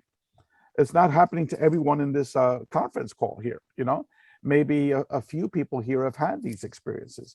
And I know they've been totally transformed by it. I know that Linda was nodding her head, okay? I'm sure she's totally transformed by what I discussed in these presentations. Yes, and why is it that not everyone is having these experiences if this is going to change the world? Why are we being funneled, if you will? Why is it not more widespread? I ask that question continuously, and I get that question continuously. I don't have an answer. To me, it's let it happen all over the world, because you saw the consequences of these people being changed. They're totally different people. Very benevolent, very kind, very caring, spiritual, protecting our planet, et cetera, et cetera. So again, these are questions that Vinesh asked earlier, and I don't think we have reasonable explanations for them at this time. Because it is crucial. I mean, let's face it, the damage, we're at a crucial stage, like you said. Yeah. So Yeah. why the hold up? And Ray, I'm very sad that you said I will get answers only after dying. I want answers when I'm living, not after dying. Let me sort of read you something that I just said very, very quickly. And it relates to the intelligence that I was interacting. Let me see where goodness, I sort of misplaced it, I think, here. Anyway, it's about exactly what we're talking about. That it appears that, you know, only when we die is when we'll be getting answers to these things. But at least it's a journey that many of us are having. You know, we are on this this path of becoming spiritually informed of the nature of our reality. And so it's the quest. I think it's the quest is the important part, that we're undertaking this. I mean, imagine me before these experiences started. Here I was, a tax attorney, doing the most boring work in the world, waiting for 3 years more until I retire. When I died, I'm going to be buried, and that's it, you know? So I was a totally lost soul, you know? Now my vision, my worldview is totally different. You know, I still have my faults and my problems. I still get mad, you know? That's a major problem. I still fight with my wife, you know? Like Raymond Moody said that a day does not go by where he feels like choking somebody, you know? So, but yet it is the man that said, you know, near-death experiences said that we need to learn how to love each other, you know? But these are human emotions, human feelings, but it's a process. Ray, Dr. Moody did not have a near-death experience. No, not that I know of. No. Yeah. No, but okay. He on my interview with him, and also on many other interviews, he said, you know, a day doesn't go by where he wants to choke somebody. So what he was alluding to was the contradictions, you know, of how he knows how we're supposed to behave, but in his mind, in the material reality, these emotions come out, you know. So I think if we see the brain like a rock, maybe the more we get in the truth or the reality or the spiritual reality, the more the brain, the more we can reach the spiritual level and access to higher reality, you know, because in the material we are like a rock. Yeah, I've used an analogy somewhat similar to that. And what I said was that once you've had one of these experiences, all of a sudden your brain becomes porous. Before, the brain is like concrete, like all this information, the zeros and the ones, the binary code, the information of our reality does not go in here, okay? But once you've had these experiences, all of a sudden it opens up other experiences. So it's like now our brain becomes porous. It's got holes in it. So all the zeros and ones are coming in now, you know, from our multi-dimensional reality, and we're having these experiences. So that's sort of like how I like to view these experiences, because what we learned was that for many of these people, for example, there's many people that their experiences started with a near-death experience. All of a sudden, after the near-death experience, they begin to see ghosts and spirits. They begin to pop out of their body, have out-of-body experiences. Dr. Yvonne Kaysen, I don't know if some of you might have heard her. She's had these remarkable experiences, and she now formed an organization called Spiritually Transformative Experiences. She coined that term, but she has a consciousness organization focusing on spiritually transformative experiences. We have a medical doctor, another medical doctor, that a chapter is going to be in our book, and she's had everything in the kitchen sink, okay? And so many other people. It starts off with one experience, and then all of a sudden it triggers others. So again, in terms of how it works, how it gets developed, we just don't understand that. But at least we need to ask these questions, as Vinesh says. Any other question? I have a question. Do you think that Nobel Prize should be given to this branch too, like near-death experience, out-of-body experience, consciousness development? And if yes, then for this year, to whom will you select? Okay, very good question.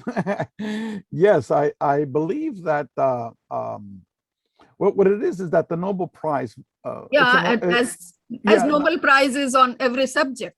Yeah, but who is a subject, but there is nothing. It's Nobel Prizes on materialist subjects, you know, physics, chemistry, things of that sort. They don't give out Nobel Prizes for consciousness studies or for philosophy or things of that sort.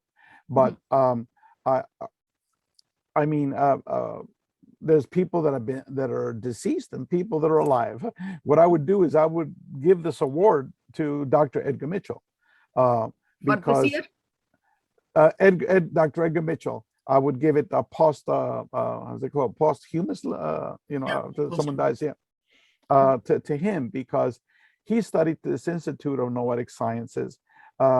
He been interested in this research for over 40-50 years, and he's been researching not just the consciousness aspect of it, but the UFO aspect of it, the near-death experience aspect of it, all of the contact modalities.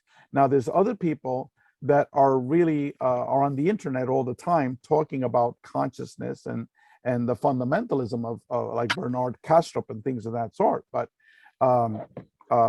there's other people like Jeffrey Mishloff, who you heard, and you might have seen him, the man with the bald head.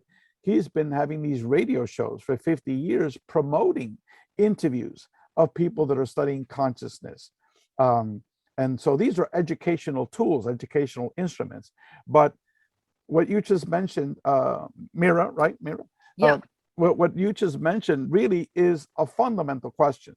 I don't think, these topics that the Nobel Prize give their awards to, these are not fundamental questions. I think if you're talking about the questions that Vinesh addressed earlier, these are fundamental questions of humanity. Okay, so I certainly endorse that, promote that, because I think it goes back to the very root of who we are.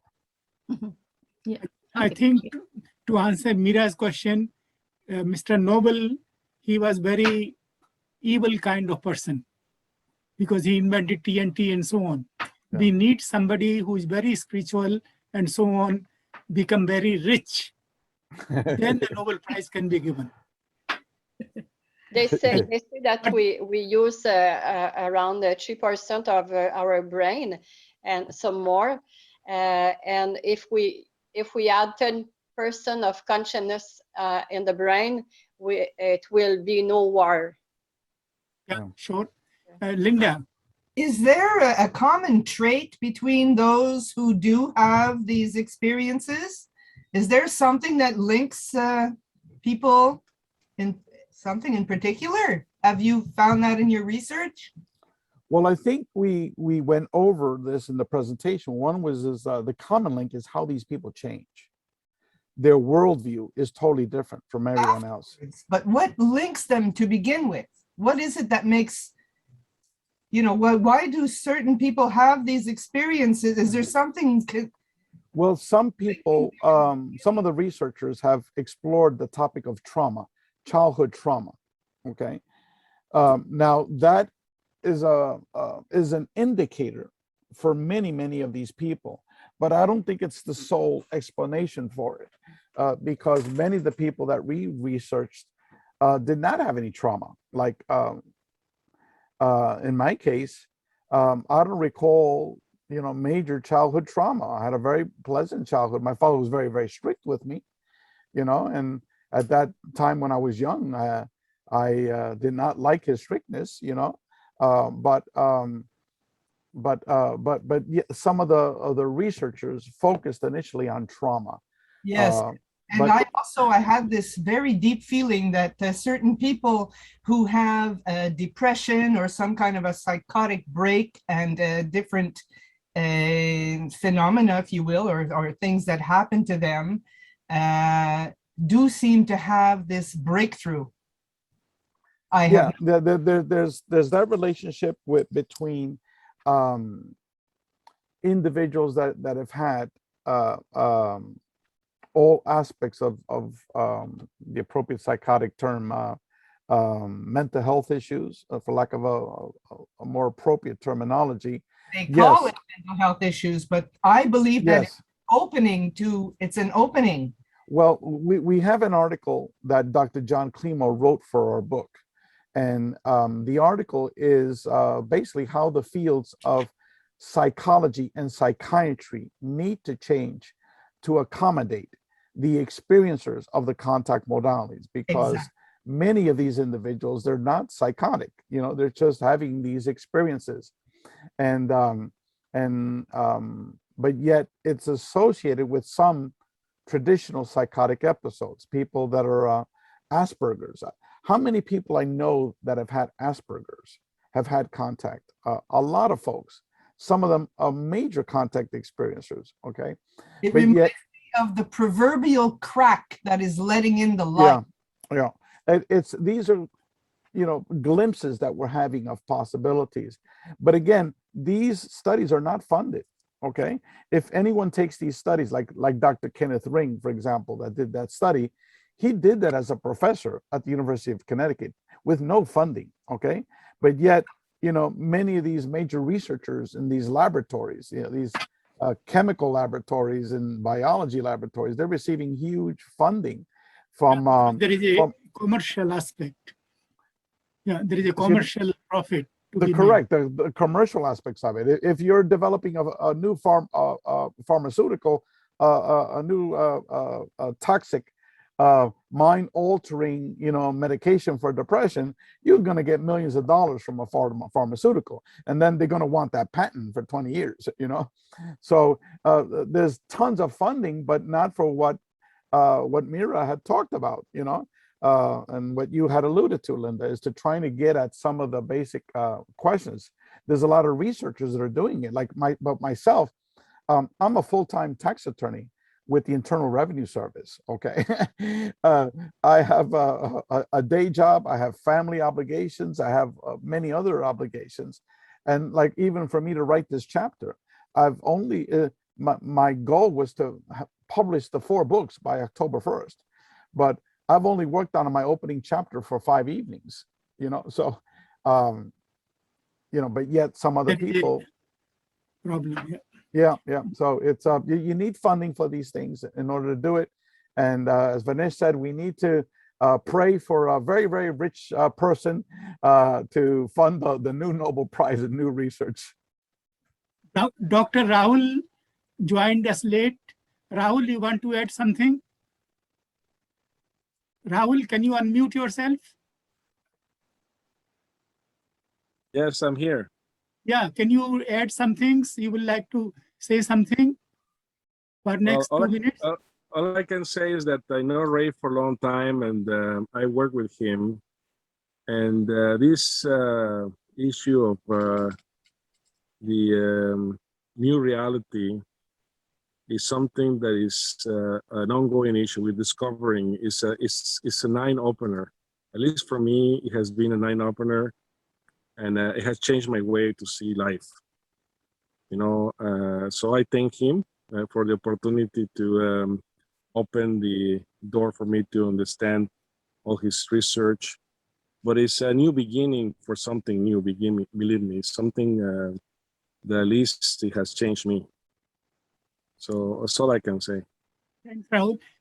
Let me tell you one thing, that after with Ray, we have talked about holding a contest where my foundation will give prizes for $20,000 for the people who will come up with the best techniques for raising consciousness. All right, so I'm all in. Yeah, For sure. so we have talked about Ray and me, and we need to organize that over coming several months. All right, so I'm in. Okay. Okay. Hey, Raul, how are you, sir? Hi, how are you doing, my friend? You Hanging look in, good brother. there. Nice background. Yes, I love it's information. Our reality is information. Yeah, yes. Have a couple articles to send you, by the way, that just completed. Okay, Probably like I'm trying to find time to write the opening chapter for the book. Yeah, I that's- do have about 40 pages, but I know you have a new book coming. All right. Yep. Anybody has any suggestions for this contest? Please forward it to me. Any other questions? Vinesh, could you repeat again? It's a contest for what again? Just Contest I know, but for everyone else. Yeah, it is a contest. We want entries from the people, the best techniques to raise the consciousness. How can one raise consciousness? The techniques. And it will be judged by panel of 3 or 4 or 5 judges, and then we will come up with some best techniques.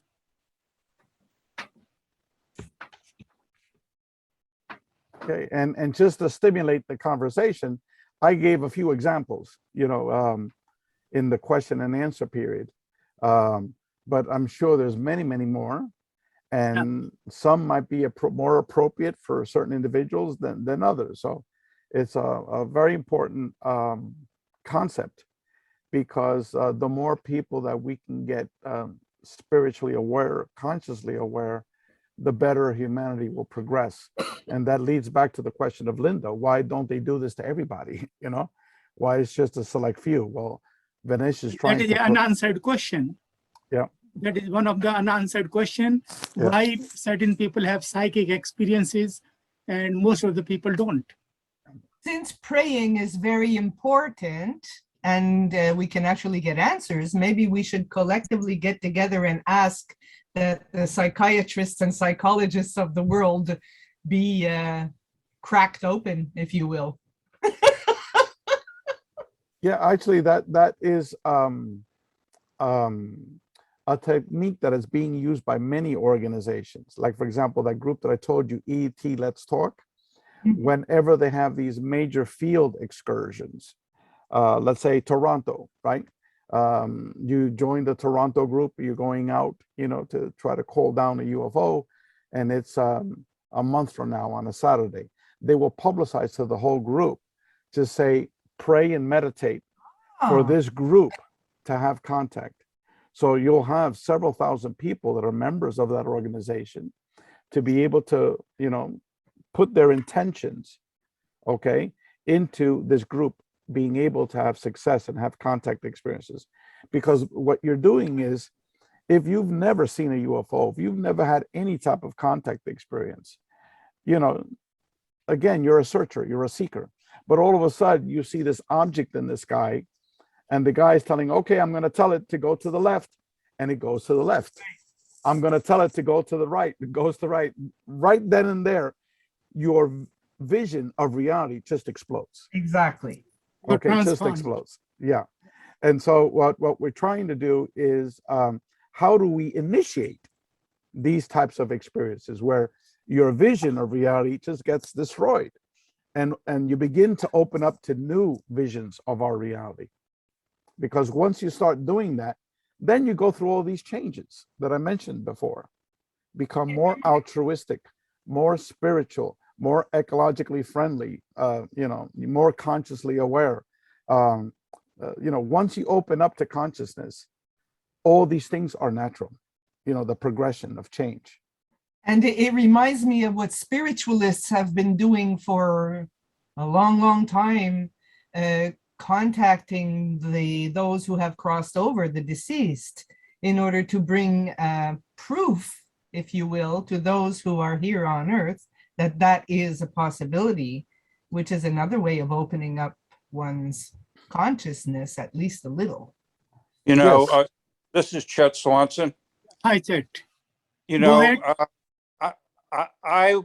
Ray, how could one donate to your group? I have never seen one individual that has done so much as you have with so little money. And I know that no money.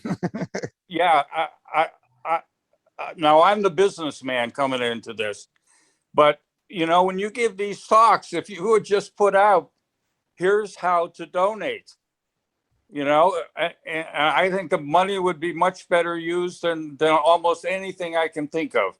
You've got a book to put together now, and even with you, there's only so much brilliance that you have to be able to do this. Well, thank you, Chet. I mean, I was going to pay out of my own expenses, for example, the people that have written chapters for a book. I wanted to give them hard copies of the book. So that costs money for, to buy it from Amazon and to ship it to these people. I didn't want to give them just a Kindle copy of it, So the graphic artist, I've been paying out of my own pocket for the graphic design. And I had very, very specific visions of what I wanted. The internet, we're going to have internet subscription because anybody that's listened to you for the last hour. Well, here it is, Chet. How can they donate? You want me to work with you to put something out? Sure. We have a 501c3 non-for-profit from the previous organization, the Dr. Edgar Mitchell Free Foundation. So if people can make a check, I will, deposit it in that 501c3 non-for-profit account. We set it up so they can use their credit card, or a bank account or check, whatever. Sure. Again, I'm very bashful when it comes with money things, but maybe you can help me do that, Yeah, for the website. Guy out there. Yeah, for the website, we're developing a website right now. I have a volunteer that's helping me to develop the website, and in that website, we're going to have a donate link, which is going to go directly into the Dr. Edgar Mitchell Free Foundation checking account, and so yes, if people want to send a donation, they could send me an email to info@experiencer.org, and then if they want to send the check, I'll give them a mailing address, and it'll before our website is up, and they just have to make it to the Dr. Edgar Mitchell Free Foundation. Good. And so that's that. But beginning that you're asking and you're putting it out at the time that you're talking or doing the other things. But of course, out there in the world today, there's so many ways that people can just easily, instantaneously give you the money, and we can work with you on that. Yeah, we're doing it via the website, which is going to be open on December 1st. You need the money now. Anyway, I'm going to be pushy, and I'll get together with you privately on how we can go about this. All right, Chet. Fantastic. Thank you so much. Chet. So we are running, or we have just one thing. You have been so generous. If Ray needs a little money to have some talent to put this together, could you help us? It won't be much.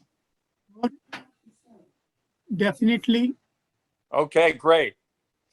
Okay, we are running out of our time. We have reached our time. So I would like to thank again Ray and all the participants who joined, and wish you good luck and hope that you have some experience also and your life changes. So let us give a big hand to Dr. Ray. Thank you, Varesh, and thank you everyone else for your wonderful questions. Thank you very much. And as I said, info@experiencer.org. If you want to find out more information about our research study, just send me an email and I should respond within 1 or 2 days. Thank you. Everyone, thanks again.